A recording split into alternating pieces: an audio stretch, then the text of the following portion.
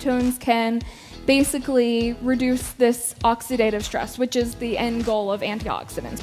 And so within the past probably 5 or so years, there's really been an explosion in the amount of interest in the research in this space. And paper after paper is being published looking at this role of ketones as signaling molecules.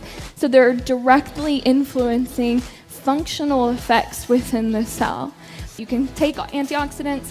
You know, people think of some of our food sources as being high in antioxidants, but it's important to know that we also make our own antioxidants. So our cells, our DNA can encode genes that then basically have those same effects as well. Beta-hydroxybutyrate is what we call a histone deacetylase inhibitor. And that's a big word, but basically it means that it actually travels to the DNA and binds there and allows certain genes to be open so that those genes are expressed, so actively influencing the expression of those genes. And what we've seen in some of these studies are that a lot of the effects or some of these beneficial effects that we already know of ketosis in general. So for example, they increase the expression of our own body's antioxidant genes and things like that.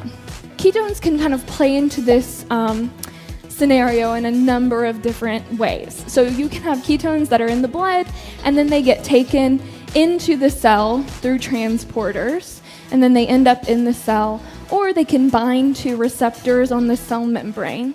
They begin to communicate with other proteins within the cell and elicit these specific effects, or they even go and bind directly to the DNA and elicit effects that way. So if you think about it, we have to constantly take in this environmental information. So there are signals to us coming in from the environment in terms of the nutrients that you are able to consume at any point in time tell your body a lot of information about the world. Are you in a state where you have ample access to nutrients or not? That's going to affect how your tissue treats itself and how it prepares, right? Pathogens in the environment that you may need to respond to, stressors or chemicals like carcinogens.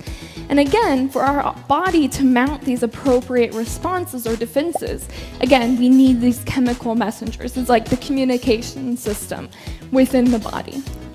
And it's very complex. So cells are tiny, right? They're microscopic, but they're very complex in both their composition and their behavior. And they really require these extremely advanced levels of communication. Studies in cell culture have demonstrated this basically, and essentially what cell culture has to use is just the application of ketones that are added to the petri dish. So it would be the kind of primitive analog to an actual organism taking an exogenous ketone. Yeah, so that's what has been shown in like preclinical work. So it was shown through a signaling mechanism. Ketones actually go to the DNA at these genes where those antioxidants are encoded and basically increase our body's own defense mechanisms against oxidative stress by increasing the expression of those genes.